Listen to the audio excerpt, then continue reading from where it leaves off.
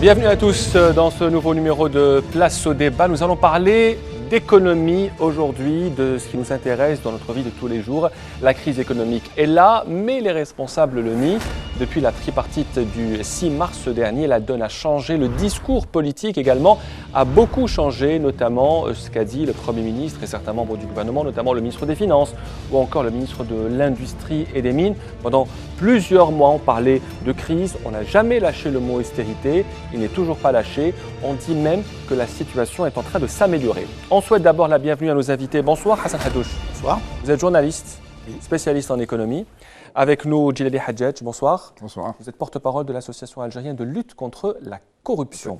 La première question que j'ai à vous poser, est-ce que vous considérez, est-ce que vous constatez, est-ce que vous remarquez que le discours du gouvernement a changé, Hassan Hadouche? Il n'a pas changé cette année, il a changé depuis... il a changé en fait sous la pression des événements. Il a changé depuis la chute des cours pétroliers. C'est probablement malheureux à dire, mais les infléchissements, les modifications dans la politique économique du gouvernement et dans son action, des gouvernements algériens depuis très longtemps d'ailleurs, et dans son action, elles dépendent essentiellement de la situation, disons, de nos finances extérieures et de la situation des marchés pétroliers. Donc là, c'est l'effondrement des cours du pétrole, disons, l'année dernière, qui a mis le gouvernement algérien dans l'obligation de changer de discours et de changer aussi de politique. Oui. Mais moi, je veux dire, est-ce que le discours a changé depuis la dernière tripartite? Moi, j'aperçois pas de mode d'infléchissement. Toujours dans important. La continuité, oui, tout va bien, tout va bien. Est-ce que vous pensez que l'économie algérienne, comme le disent les experts depuis le 6 mars, est-ce que vous pensez que l'économie se porte mieux, Hassan Hadouche, l'économie algérienne? Personne ne dit que tout va bien. J'ai entendu personne dire tout va bien. En quelque sorte. Bon, disons, on est dans une situation un petit peu meilleure que l'année dernière. L'année dernière, on a fait des choses à la même époque, au mois de mars. C'est très intéressant parce qu'au mois de mars l'année dernière, on a annoncé un grand emprunt obligataire. Pourquoi ? Parce que le gouvernement s'est aperçu qu'il risquait de ne pas passer l'année 2016. Son budget, disons, ne lui permettait pas de passer l'année 2016 parce qu'il avait prévu des cours pétroliers à 45 $, et puis qu'en janvier, on était déjà à 27 $. Bon, alors, dans l'urgence, disons, on a refait les comptes. Et on s'est aperçu que même les réserves qu'on avait accumulées, vous savez, dans le fonds de régulation des recettes, et les experts ont commencé à l'écrire, elles seraient épuisées au mois de juin, juillet. Donc le gouvernement a eu l'impression qu'il n'allait pas passer l'année 2016. Donc c'est pour ça qu'à partir de mars, on a commencé à parler d'un emprunt obligataire, c'est-à-dire d'aller chercher de l'argent, et qu'au mois d'avril, de 17 avril, je crois, on a lancé cet emprunt obligataire pour ramasser de l'argent. Un petit peu dans l'urgence, un petit peu dans l'urgence. Aujourd'hui, on n'est pas du tout dans la même situation. Il se trouve que, pour une raison très simple, c'est que les cours pétroliers se sont redressés très sensiblement. Pas considérablement. Mais très sensiblement. Ils étaient à 27 $ en janvier l'année dernière. Ils sont aujourd'hui, au premier trimestre 2016, ils étaient à 30 $. Là, on est à 55, 56. Donc ça donne une situation plus confortable, si vous voulez. Et ça permet d'ailleurs au gouvernement d'envisager de passer l'année de façon relativement confortable. Il n'a même pas besoin, éventuellement, si les cours pétroliers se maintiennent à ce niveau-là, il n'a même pas besoin de faire un nouvel emprunt. Et les Saoudiens... Il est en train d'évoquer la possibilité d'un emprunt halal, etc. Et nous en mais parlerons il n'est même pas après. obligé de le faire. Il n'est même pas obligé. C'est-à-dire qu'on est dans une situation qui est financièrement plus confortable que l'année dernière. Et les Saoudiens annoncent un baril à 60 $, peut-être avant la fin de l'année. Djilali Hadjadj, vous dirigez, vous êtes porte-parole de l'Association algérienne de lutte contre la corruption. Que vous inspire ce discours du gouvernement au lendemain de cette réunion avec le patronat, avec le gouvernement et les nouvelles déclarations? Est-ce qu'on est sur la même lancée?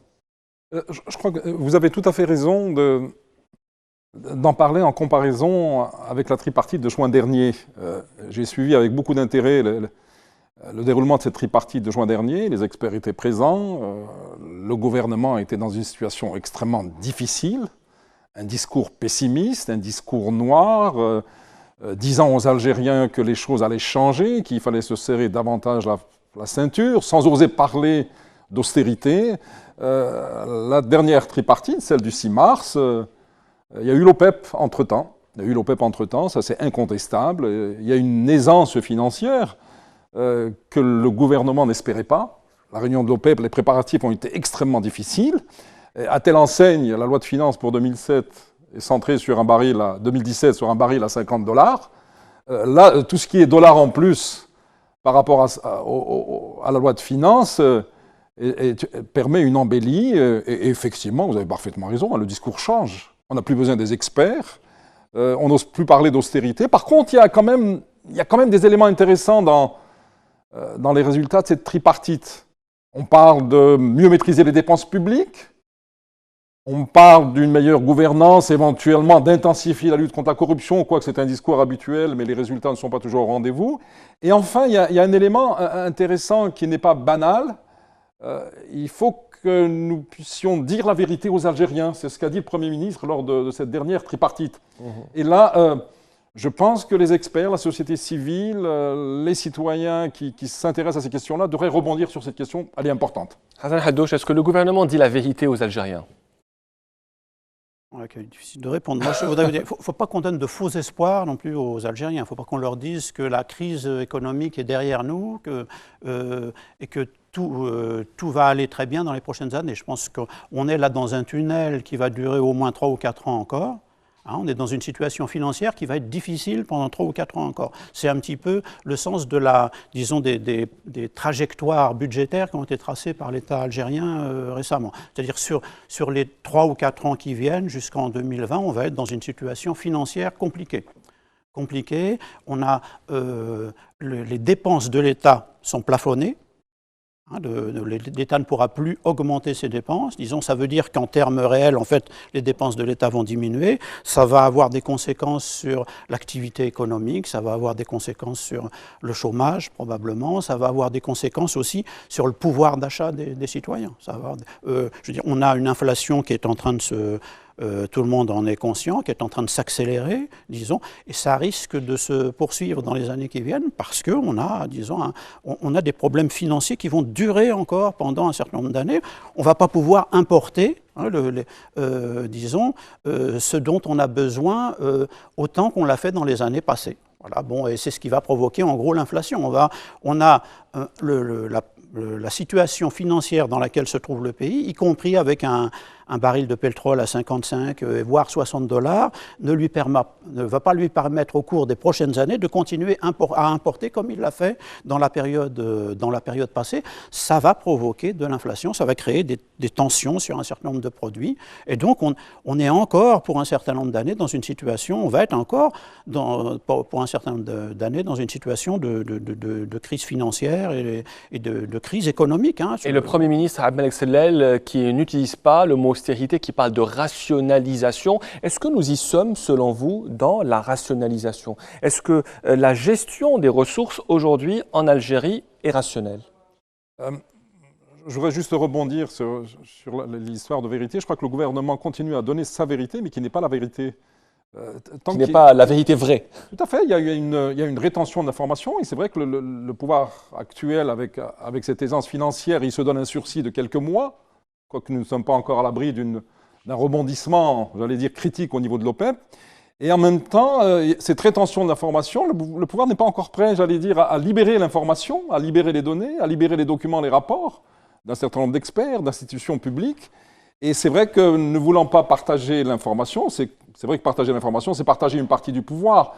Et la situation reste précaire, reste selon difficile. Vous, on fait de la rétention d'informations, Djilali Hadjadj? Ah, tout à fait.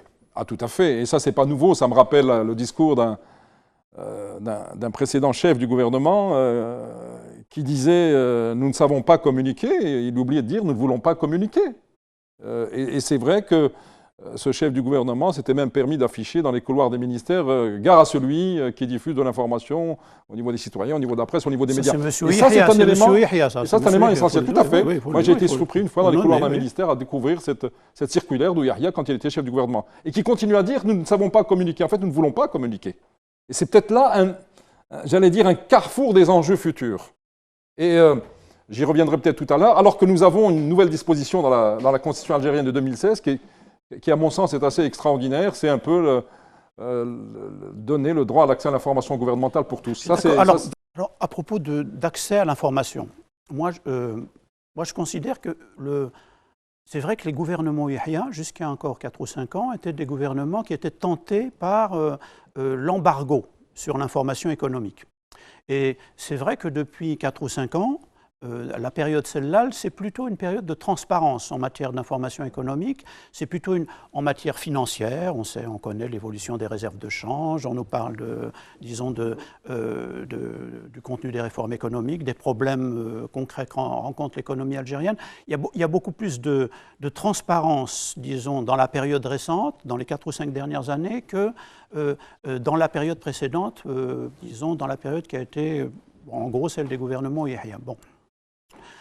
Maintenant, je sais qu'il y a une tentation au sein des cercles dirigeants algériens de remettre l'embargo sur l'information économique parce qu'un certain nombre de dirigeants algériens considèrent aujourd'hui que cette transparence a été dévoyée, c'est-à-dire qu'elle a donné naissance à une espèce de sinistrose générale, à une culture comme ça du bashing, comme on dit maintenant, c'est-à-dire de la critique systématique, comment dire, des commentaires qui voient des échecs partout, etc., dans la politique du gouvernement. Cette tentation, elle est réelle aujourd'hui. Moi, je l'aperçois, je la relève en particulier, par exemple, depuis le mois de juin dernier, dans le comportement de la Banque d'Algérie en matière d'information économique. Jusqu'à la période de l'ancien gouverneur de M. Laksassi, c'était une période au cours de laquelle on avait des notes de conjoncture régulières, trimestrielles, qui nous informaient sur la situation économique de l'Algérie, sur la situation des réserves de change, sur la situation de l'inflation, sur les principaux agrégats économiques du pays. Depuis le mois de juin de l'année dernière, depuis le changement de gouverneur, disons, à la tête de la Banque de l'Algérie, et changement de ministre des Finances aussi, on a l'impression qu'on est revenu à une situation d'embargo, disons, relatif sur l'information économique, c'est-à-dire que les informations sont données au compte-gouttes et on n'a plus les rapports de la Banque d'Algérie, les notes de conjoncture, etc., qui nous donnaient un éclairage très, très objectif, disons, sur la situation de l'économie algérienne. Ça, c'est gênant. Ça ne veut pas dire qu'on est privé d'informations, hein. On a des informations, on peut les obtenir. Et que l'information est filtrée. Mais l'information est filtrée, voilà, elle est livrée un petit peu au compte-gouttes. Djillali Hadjadj, vous vouliez revenir sur la rationalisation. La rationalité des dépenses, il est vrai que, bon, en fait... Dans le discours du Premier ministre. Tout à fait, dit maîtrise des dépenses publiques. Ce que nous constatons, d'abord, ce n'est pas nouveau, c'est que c'est appliqué déjà depuis quelques mois, pour ne pas dire quelques années, mais ce qu'on constate, c'est que c'est surtout les citoyens et les Algériens les plus fragiles au plan économique qui en pâtissent quand on prend, par exemple, un certain nombre de factures qui commencent à augmenter, comme celle de l'électricité, ou un certain nombre de prestations qui commencent à augmenter, alors que le train de vie de l'État, lui, malheureusement, ne change pas. C'est ce que vous constatez Ah oui, non, ne change pas, non, mais il y a des faits précis. Par exemple, si on prend le cas... la Constitution dit que les Algériens sont tous égaux devant la loi, dans le truc. Or, si on prend le système de retraite, la caisse de retraite pour les salariés est en difficulté financière, donc la seule solution, c'est de saper, c'est de casser la loi. Alors que pour les cadres supérieurs de la nation, ils ont un fonds spécial de retraite, financé en grande partie par les contribuables, et ça, on n'y touche pas du tout. Le train de vie de l'État aussi, dans son fonctionnement quotidien, au niveau central qu'au niveau local, c'est des dépenses faramineuses, c'est un train de vie luxueux. Là aussi, il y a des niches de gabegie et de gaspillage auxquelles il faut s'attaquer. Et ça, c'est vraiment important. Le gouvernement ne semble pas soucieux. On a l'impression qu'il y a deux collèges d'Algériens. Il y a ceux qui gouvernent, qui dirigent et qui continuent à faire comme si de rien n'était. Et il y a ceux qui subissent.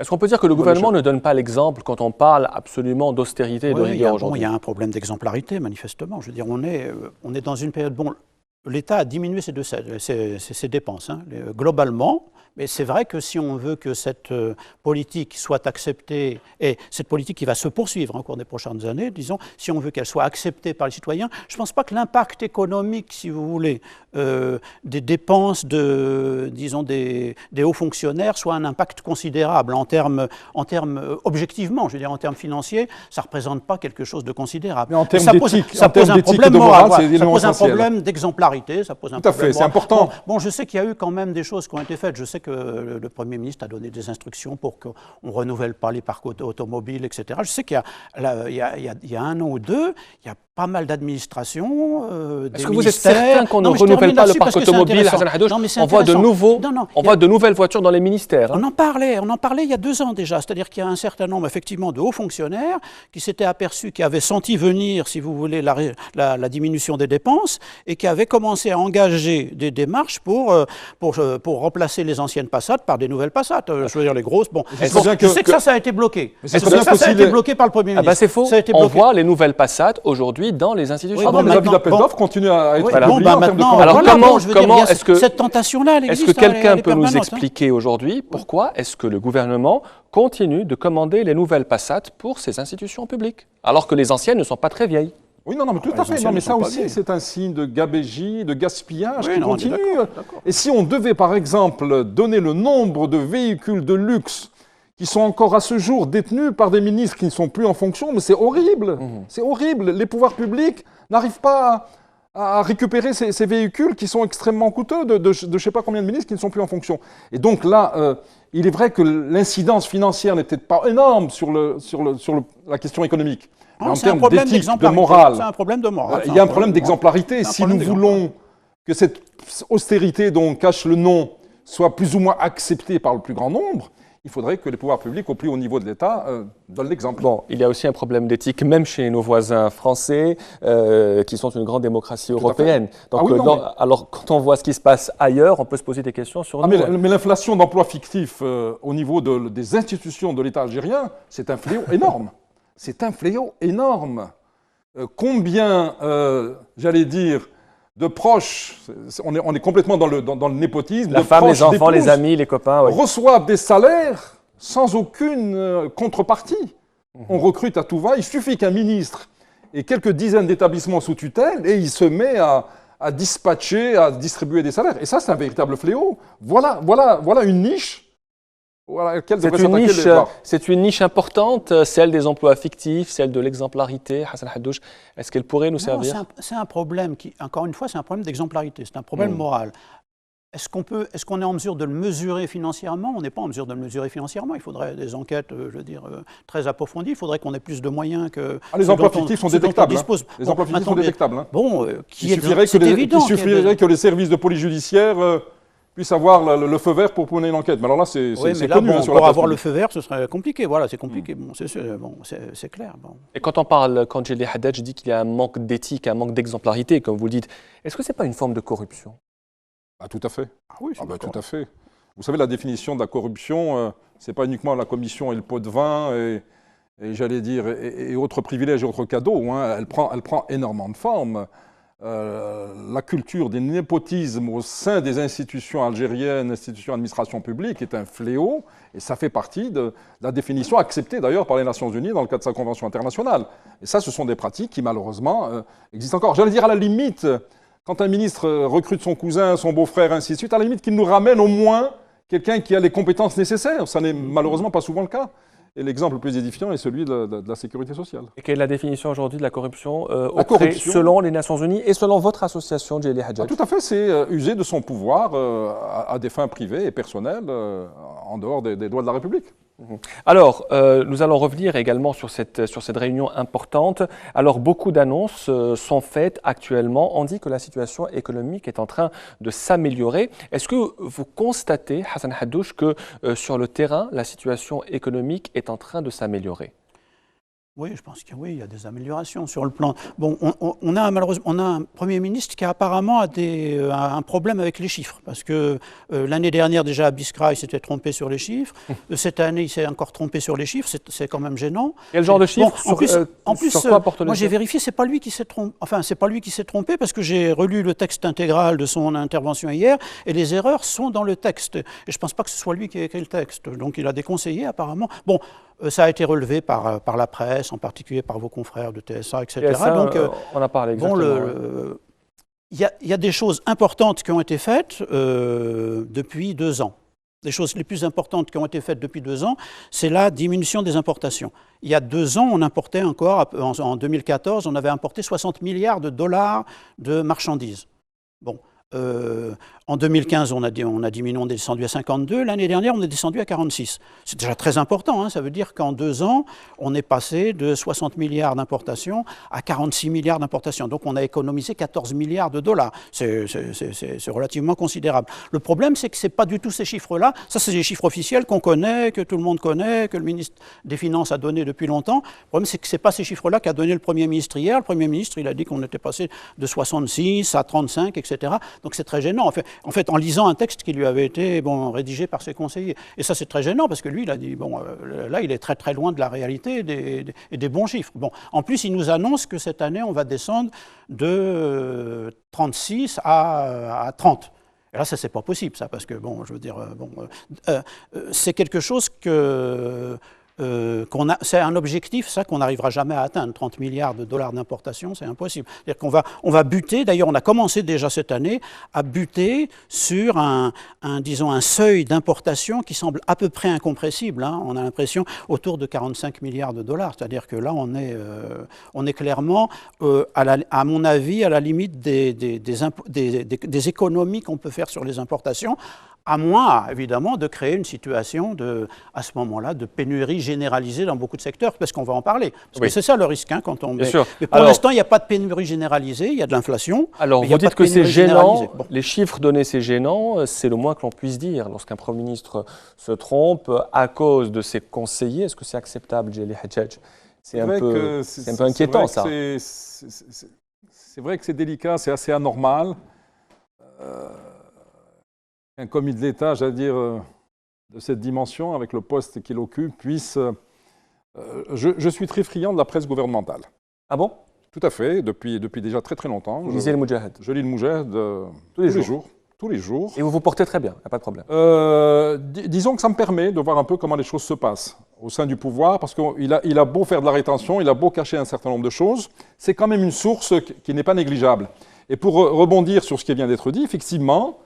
Le Premier ministre dit qu'en 2016, nous avons importé pour 66 milliards de dollars.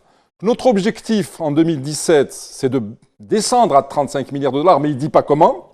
Et éventuellement, même d'aller jusqu'à 30 milliards de dollars. Donc là, on se pose quand même des questions sur, j'allais dire, une certaine légèreté, une certaine désinvolture à jouer sur des statistiques et des chiffres de cette dimension. Et en même temps, il est vrai qu'effectivement, on va vers une baisse drastique du volume financier des importations, mais la question que se pose le commun des mortels en Algérie, ça veut dire que pendant très longtemps, quand le prix du baril était à un très haut niveau, on s'est mis à faire n'importe quoi et importer n'importe quoi et n'importe quel prix avec l'argent des contribuables. Ça, c'est extrêmement inquiétant. Et ceci dit, je ne crois pas du tout en cet objectif de 35 milliards, 30 milliards de dollars d'ici la fin 2017, parce qu'il suffit que le baril remonte d'1 ou 2 dollars pour que le gouvernement encore aille vers une certaine essence. Tout en disant, peut-être qu'on y reviendra tout à l'heure, il y a des secteurs où vraiment il ne faut pas y toucher. Il y a des lobbies tellement puissants, c'est l'importation du médicament, qui prend des proportions extrêmement inquiétantes au plan financier. Et là, les lobbies, pratiquement, font beaucoup de résistance. Et il y a un lobby plus puissant que celui-là, on ne touche pas au budget de la défense nationale. Effectivement, l'Algérie... On n'y touche pas. L'Algérie, en 2016, a été classée parmi le 5e importateur d'armes au monde. C'est assez effrayant, sans que les Algériens ne savent ni ce qui est fait, ni pourquoi c'est fait, sans qu'on explique, sans qu'on... On est toujours dans la rétention d'informations, alors que ce n'est pas forcément un secret défense. C'est un secret défense. Mais bon... Moi, je prends avec un petit peu de prudence ces histoires de lobby parce qu'on aime bien chez nous cette idée qu'il y a des gens qui travaillent dans l'ombre et qui manipulent les gouvernements, etc. Bon, pendant... Sur médicaments, j'ai des données. Ouais, d'accord. Sur médicaments, j'ai des données. On va en parler. Imparable. Mais pendant 3 ou 4 ans, les 4 ou 5 dernières années, il y a eu une explosion des importations de véhicules. Et on nous a expliqué que c'était le lobby de l'automobile qui dirigeait l'Algérie et qu'il était intouchable, qu'il était devenu surpuissant et que, bon... L'année dernière, on a décidé de réduire les importations de véhicules de façon drastique. Le lobby de l'automobile, il a explosé en vol, il n'existe plus. Donc sur l'automobile, c'était des lobbies plus ou moins qui s'étaient démocratisés. Cette année, on va encore réduire les importations, on va les ramener à 40 000, alors que l'année dernière, c'était presque 100 000. C'était encore 100 000. Bon, là, je veux dire, en 2012, on a importé 600 000 véhicules en Algérie. Cette année, on va en importer 40 000. Alors, il faut qu'on m'explique où est passé le lobby de l'automobile. Hein. Bon. Alors, maintenant, bon, le médicament, c'est un petit peu... La situation est plus compliquée. Bon, la situation est beaucoup plus compliquée. Il y a pas à mon avis, il n'y a pas vraiment de lobby du médicament en Algérie. Il n'y a pas vraiment de lobby du médicament. Il y a une production locale qui est en train de se développer de façon très rapide, très soutenue. Et puis, il y a une importation qui est encore très importante, qui représente encore en valeur quelque chose comme 60% de ce qu'on consomme comme médicament. Bon, il y a des gens qui cherchent il y a des grandes entreprises internationales qui cherchent à nous vendre leurs produits, oui, bien sûr. Et il y a des producteurs locaux qui cherchent, qui sont en train d'investir assez massivement et qui cherchent à gagner des parts de marché, qui cherchent à satisfaire de plus en plus la demande nationale. Bon. Où est le lobby? Alors bon, peut-être que M. Djilali... Est-ce que vous êtes d'accord, il n'y a pas de lobby du médicament en Algérie? Je travaille sur ces questions-là. C'est vrai que de par mon profil déjà de médecin, sur ces questions-là depuis, oui, on va dire presque une trentaine d'années. Et donc, j'ai eu à écrire dans la presse nationale et même dans la presse étrangère sur ces questions-là. J'ai eu à suivre un peu ces questions-là au niveau de l'Organisation mondiale de la santé, avec des économistes de la santé. Et j'ai souvent donné ces exemples-là. Nous continuons à acheter des médicaments et des vaccins à l'étranger, parfois 2 fois, 3 fois, même jusqu'à 10 fois le prix sur le marché international. Ça, c'est amplement démontré. À titre d'exemple, quand l'Algérie a connu une situation, une crise financière terrible au début des années 90, était tombé dans les bras du FMI et de la Banque mondiale, à l'époque, déjà, nous continuions à acheter des vaccins au prix les plus élevés, alors que des voisins, pour ne pas citer le voisin marocain, lui... donnait des oranges à l'UNICEF qui achetait pour le compte du Maroc des vaccins au prix les plus bas et de qualité. Et ça, c'est un drame. Alors, le drame par rapport... Moi, ce n'est pas ce qui m'embête le plus, que ce soit la facture qui explose du médicament. Parce que c'est assez paradoxal. La production nationale, on le dit qu'elle augmente, mais en même temps, l'importation continue à augmenter. Donc, il y a quelque chose d'anormal. Le ministre de la Santé vous dit « Ah, mais c'est parce que la démographie a explosé, on apporte plus de vaccins. » C'est faux. C'est totalement faux. Et je dis, les lobbies sont connus. Il y a quelques importateurs qui, depuis 20 ans, l'ouverture du marché, occupent le créneau. Alors moi, ce qui me rend un peu sceptique par rapport à ça, c'est que les répercussions sur la sécurité sociale sont désastreuses. La CNAS, le régime de sécurité sociale des travailleurs salariés, est au bord de la faillite parce que le volume des remboursements du médicament représente 30% de ses dépenses, alors que la norme internationale est autour de 10-15%. La CNAS rembourse l'équivalent d'1,6 milliard de dollars en médicaments. Et ça ne peut plus continuer comme ça, parce que ça va toucher essentiellement les Algériens et les citoyens qui sont dans la situation la plus précaire au plan économique et au plan médico-sanitaire. Est-ce que le problème de la sécurité sociale, comme le dit Djilali Hadjadj, peut être un facteur d'explosion sociale, Hassan Haddouche, aujourd'hui? Est-ce que le gouvernement fait attention à cela ou pas? Ma spécialité, ce n'est pas de guetter la prochaine explosion sociale. Il y a des spécialistes de ce genre d'analyse, etc. J'ai des collègues qui terminent, qui annoncent l'explosion sociale pour la semaine prochaine régulièrement. Alors, ils vont finir par avoir raison, parce qu'ils le font depuis des années, ils le font chaque semaine. Donc, moi, mon problème, ce n'est pas de prévoir la prochaine explosion sociale. Mon problème, c'est essayer de la prévenir. Alors, la prévenir, je suis, disons là, je rejoins M. Hadjadj, c'est que pour la prévenir, à mon avis, il faut qu'on ait une meilleure répartition du revenu national. Moi, je considère aujourd'hui que on n'a pas seulement un problème d'exemplarité en Algérie. C'est-à-dire pas un problème symbolique, on a un problème de répartition du revenu national. Absolument. Mais moi, je n'ai pas envie de dire aux gens ce qu'ils ont envie d'entendre. C'est-à-dire que ce n'est pas un impôt sur la fortune qui va toucher quelques milliers de milliardaires qui va régler le problème. Parce que les économistes savent que ce n'est pas avec un impôt sur la fortune qu'on règle les problèmes de répartition du revenu national. Le problème, il est beaucoup plus important que ça, parce que les économistes, ils connaissent les ordres de grandeur. On sait ce que rapporte un impôt sur la fortune chez nous, ce qu'il rapporterait, ce qu'il rapporte ailleurs, etc. Ils ne règlent pas le problème du revenu national. Chez nous, le problème du revenu national, c'est quoi? C'est qu'il y a à peu près 40% de la population, c'est-à-dire ce qu'on appelle maintenant dans les nouveaux concepts statistiques, c'est les 2 quintiles supérieurs, les classes supérieures, les classes moyennes. Toutes les classes moyennes sont pratiquement dans ces 2 quintiles supérieurs, dans les 40% de la population, qui bénéficient, disons, d'une part disproportionnée du revenu national, et vous avez de l'autre côté les 2 quintiles inférieurs, les 40% inférieurs de la population, les 40% les plus défavorisés, qui, eux, disons, bénéficient de 10% du revenu national. Donc il faut arriver à une nouvelle répartition du revenu national. Et ce qui est le problème qu'on a, le problème essentiel qu'on a, c'est que, en fait, cette mauvaise répartition du revenu national, eh ben, c'est pas les salaires, c'est pas les fortunes, c'est pas les profits extraordinaires réalisés par les entreprises ou par les commerçants, c'est le système de subvention maintenant qui les porte de plus en plus chez nous. C'est-à-dire que vous avez, il serait très facile chez nous, si vous voulez, de donner à peu près un revenu mensuel de 20 000 dinars minimum à toutes les familles, c'est-à-dire aux chômeurs, aux chefs de famille sans emploi, aux veuves, aux retraités qui touchent 8 000 dinars, voilà, une espèce de revenu minimum, une sorte de RSA, de revenu minimum universel, de 20 000 dinars à 3 ou 4 millions de familles qui représentent 40% de la population algérienne, en récupérant quoi? Vous savez quoi?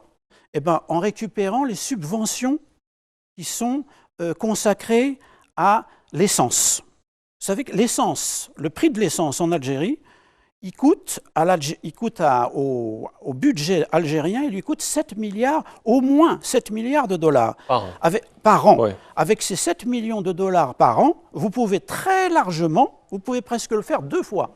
Vous pouvez financer un revenu universel de 15 à 20 000 dinars pour 40% de la population algérienne.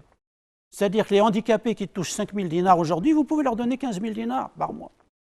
Les veuves qui touchent rien du tout avec des enfants, vous pouvez leur donner 15 000 dinars par mois. Les retraités qui touchent 7 000 8 000 dinars par mois parce qu'ils n'ont pas fait les prêts, ils n'ont pas cotisé pendant plus de 15 ans, etc., vous pouvez leur donner 15 000 dinars par mois. Les chefs de famille au chômage, etc., qui ont perdu leur emploi, qui ont des enfants, vous pouvez leur donner 15 20 000 dinars par mois. Est-ce qu'on n'encourage pas... Vous pouvez financer un nouveau filet social, si vous voulez. C'est le fameux filet social auquel le gouvernement est en train de réfléchir depuis des années, et puis il prend son temps pour le mettre en place. Est-ce qu'on n'encourage pas l'assistanat avec ça? Non, on n'encourage pas l'assistanat parce que c'est des gens qui ont besoin d'assistanat. Ceux-là, ils en ont besoin. Il ne s'agit pas de donner... À condition d'un meilleur ciblage des populations vulnérables. Voilà, il faut cibler. Mais ça va être difficile de cibler les bonnes personnes. Non, c'est pas difficile. C'est-à-dire qu'au plan bureaucratique, au plan local, c'est vrai qu'il y a une gangrène qui pourrait rendre cette opération extrêmement difficile.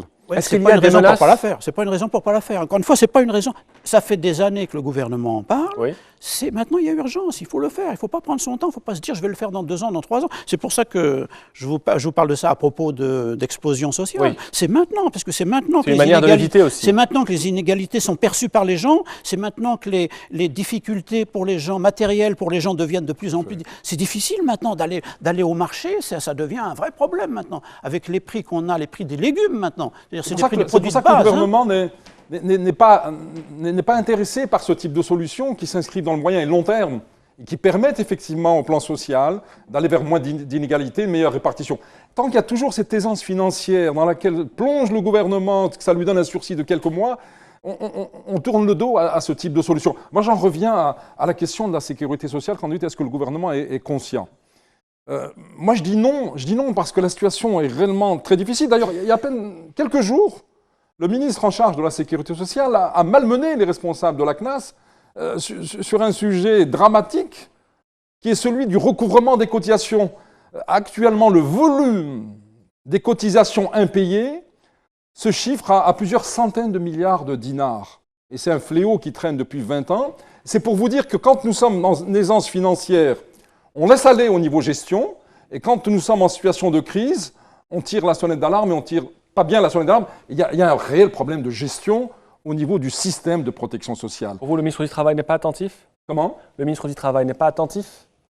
On va dire que là, moi j'ai été surpris agréablement par son discours il y a quelques jours, alors que 15 jours auparavant, il disait tout va bien, la sécurité sociale il y a une aisance financière, ainsi de suite. Donc apparemment, on lui a caché les informations, on lui a caché les données. Là, il doit avoir les meilleures données.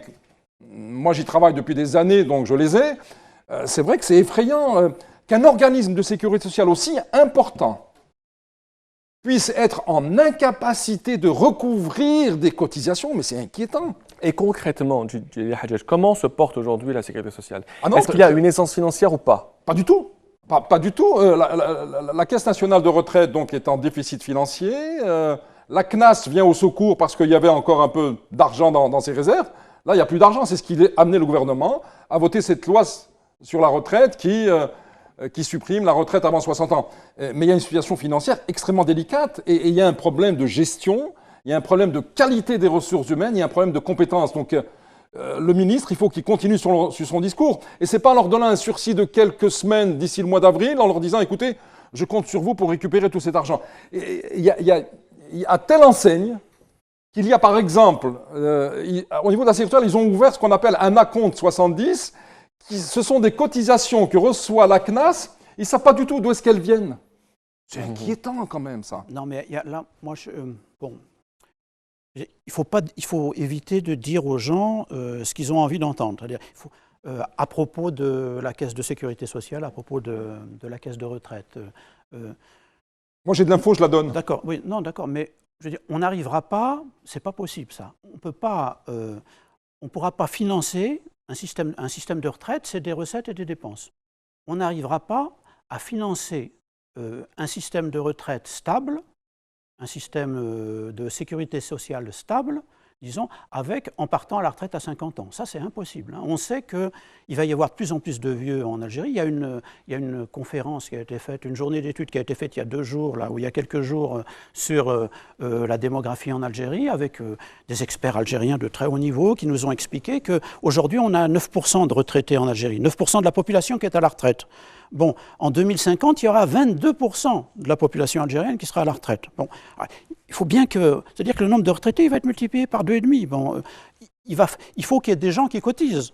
C'est pas en partant à 50 ans à la retraite, c'est pas en partant à 50 ans à la retraite qu'on pourra le faire. Je mets quand même un bémol par rapport à ces chiffres, parce que ce qui est inquiétant, et je pense que M. Darani l'a abordé en introduction de l'émission, c'est que dans l'économie informelle, au niveau du salariat, on a une situation dramatique et qui ne cesse de s'aggraver. Plus de 4 millions de salariés ne sont pas déclarés à la sécurité sociale.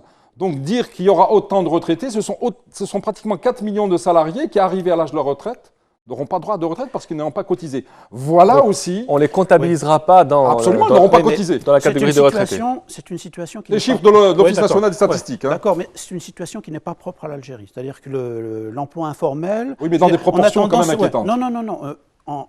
En Algérie, il y a moins de travailleurs dans l'informel qu'au Maroc, en Tunisie, qu'en Égypte, etc. On est un pays... j'ai rencontré il n'y a pas très longtemps le directeur du Bureau international du travail, j'ai interviewé il y a quelque temps. Il nous dit qu'on est plutôt, nous, avec un informel qui représente 30-35% de la richesse nationale, alors qu'au Maroc, c'est 60-70%, même dans certains pays d'Amérique du Sud. Donc on n'est pas dans une situation, on est dans une situation plutôt meilleure que les autres de ce point de vue-là. Maintenant, ça ne veut pas dire que l'informel chez nous ne s'est pas développé. Mais moi, je n'aime pas le bashing, c'est-à-dire j'aime pas la critique systématique du gouvernement, j'aime pas la sinistrose. Moi, j'observe sur cette question de l'informel, pendant 25 ans, on a regardé chez nous, moi je me souviens, depuis ça a commencé au début des années 90, on a regardé l'informel grandir chez nous, en se lamentant et avec un espèce de sentiment d'impuissance. On ne faisait rien. On disait, il grandit, c'est une plaie, c'est une peste qui est... Bon. On n'a rien fait pendant 25 ans. Il se trouve que depuis 2 ou 3 ans, on a commencé à faire des choses. Il se trouve que depuis 2 ou 3 ans, souvenez-vous, il y a 1 an ou 2, quand on garait sa voiture, on était immédiatement, assiégé par des gardiens de parking. Il y a des dizaines de milliers de jeunes Algériens qui étaient devenus des gardiens de parking. C'était devenu l'activité favorite. Oui, bon, on a supprimé les parkings sauvages. Moi, je me permets de prendre la défense. Je termine termine là-dessus. Je veux dire, voilà, on a supprimé les parkings sauvages, il y a des opérations d'éradication de l'habitat précaire qui donnent quand même des résultats très, très, très sensibles. Il y a des opérations qui sont en cours en ce moment, de destruction des constructions illicites, de destruction des commerces illicites. Il y en a, moi j'en vois tous les jours, ça, les bulldozers travaillent. Donc il y a un travail qui est fait depuis, ça date de 2, 3, 4 ans, pas plus. Bon, depuis, on commence à s'attaquer s'attaquer au problème de l'informel. On commence même à s'attaquer au problème spécifique dont vous avez parlé tout à l'heure, qui est la non-déclaration.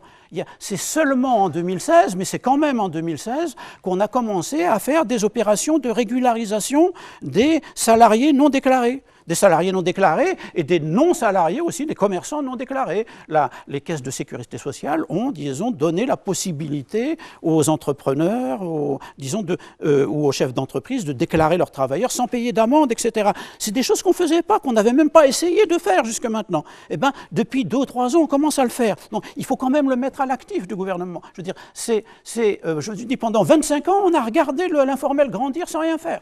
Bon, depuis 2 ou 3 ans, on essaie de faire des choses. Je ne dis pas qu'on a supprimé l'informel. Hein. On est en train d'essayer de contenir son développement. L'informel, c'est un problème tellement gigantesque que aucun pays dans le monde n'est arrivé à régler ce problème-là pour l'instant. Oui, mais donc, ce n'est pas un problème spécifiquement algérien. Les proportions que prend ce salariat non déclaré à la sociale, c'est énorme. Quand vous avez 4 millions de salariés, donc 4 millions de familles qui n'ont pas de couverture sociale, moi, je me permets de prendre la défense de plaider pour ces 4 millions de salariés qui ne toucheront pas de retraite au moment de l'âge de la retraite. Le gouvernement, et je suis d'accord avec vous, a fait une tentative dans la loi de finances complémentaire pour 2015 d'essayer de récupérer, d'aller... Malheureusement, cette opération a été un échec parce que mal préparée, alors que le texte législatif était bon, et en même temps, une gestion désastreuse. J'ai les éléments chiffrés. J'ai les éléments chiffrés de ces 2 dernières années. J'aime pas le mot échec, j'aime pas le mot désastre, j'aime pas oui, le mais quand on commence à faire des choses, voilà, quand un gouvernement commence à faire des choses, il faut déjà lui donner le crédit qu'il a commencé à faire des choses. Je dis qu'il y a une tentative, elle a été mal préparée. Au plan du texte, elle est bonne dans la loi de finances complémentaire. Au plan du résultat, elle est désastreuse. J'ai dit, il faut tirer les enseignements, dire la vérité aux Algériens et permettre au plus grand nombre de ces salariés enfin de pouvoir cotiser à la retraite et de toucher une pension de retraite, parce que plus on les abandonne et plus on va vers une précarité, une marginalisation de masse qui est inquiétante pour l'avenir du pays. Et je termine sur cette question-là. Il est temps que les pouvoirs publics en matière de système de protection sociale, de sécurité sociale et de retraite, il y a les compétences, il y a des chercheurs, il y a des universitaires, puissent s'inscrire dans une politique à moyen et long terme et non pas sur le très court terme qui n'est pas la meilleure solution. Et nous allons revenir à parler des médicaments juste après le sujet de Hadj Messaoudi qui nous résume un peu les chiffres de la dernière rencontre économique et ce qui a été dit notamment par le Premier ministre. Qui dit tripartite, dit situation économique du pays et comme à l'accoutumée, c'est Abdelmalek Sellel qui ouvre le bal. Il faut dire la vérité aux Algériens pour mettre en échec les colporteurs de calomnies et de mensonges qui n'arrivent pas à accepter que notre pays demeure stable, uni et surtout en paix.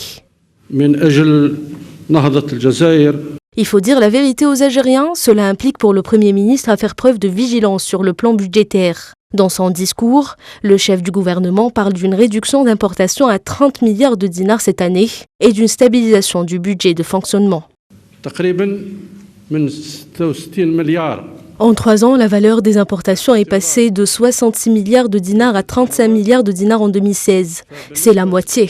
En 2017, nous allons réduire les importations pour s'approcher de 30 milliards de dinars. Contrairement aux présages alarmants de certains, les réserves de change se sont stabilisées à plus de 112 milliards de dollars. Et pour clôturer son discours, Abdelmalek Sellel a précisé que l'État n'interdisait aucun produit, ne stopperait aucun programme de logement, de santé ou d'éducation. Alors, vous avez parlé des médicaments, Djellali Hadjadj. Au moment où on parle, il y a une grande crise de la vaccination en Algérie. Nous sommes en 2017 et nous en arrivons à ce qu'il y ait des milliers de parents qui ont peur aujourd'hui de faire vacciner leurs enfants. Pourquoi en est-on arrivé là ?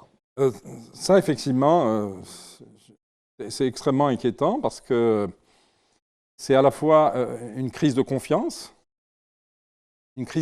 j'allais dire, avec les risques que l'on devine, c'est de voir ressurgir des maladies qu'effectivement notre pays a réussi à éradiquer, les maladies qui sont maîtrisables par la vaccination. Et je saisis l'occasion pour lancer un appel au pouvoir public. Il faut lancer un plan Orsec en termes de communication, en termes d'information. Il y a un travail. Et j'ai l'impression que la machine ministérielle, avec ses démembrements dans les CHU, dans les services de prévention, il y a comme une certaine tétanie, alors qu'il faut y aller. Alors, c'est assez paradoxal. Au moment où, dans les années 70-80, c'était là où l'Algérie était un exemple en termes de programme vaccinal, d'information sanitaire. Au moment où nous avons un tissu de médias extrêmement dense, on a un silence des pouvoirs publics concernés, mais à tous les niveaux. Et là, je suis le premier à être effrayé. La situation est récupérable. Il faut aller avec des messages clairs, avec des messages forts, et dire que la vaccination, non seulement, c'est pas uniquement parce qu'elle est obligatoire dans le cadre de la loi, mais elle est essentielle, surtout que malheureusement, c'est mon point de vue, nous assistons depuis quelques années à une explosion de la croissance démographique. Nous dépassons maintenant depuis 2 ou 3 ans 1 million de naissances par an. Donc c'est 1 million de nouveau-nés qu'il faut vacciner dès la naissance. Et il est vrai que les problèmes qui ont surgi ici et là, les cas dramatiques de nouveau-nés qui ont été vaccinés et qui ont perdu la vie, c'est vrai que je peux comprendre que ça puisse retentir au niveau des foyers, au niveau des ménages, mais de grâce que le gouvernement et les pouvoirs publics concernés réagissent vite et de manière qualitative, quitte à faire appel à des experts internationaux, à l'Organisation mondiale de la santé, qui est toujours à la disposition des pouvoirs publics en Algérie. Merci beaucoup, Djilali Hadjadj, porte-parole de l'Association algérienne de lutte contre la corruption, d'avoir été notre invité. Merci à vous, Hassan Haddouj, vous êtes journaliste spécialiste en économie. On vous retrouve notamment tous les mardis matins sur Radio M. Merci à vous de nous avoir suivis, merci de votre fidélité. On se retrouve vendredi prochain.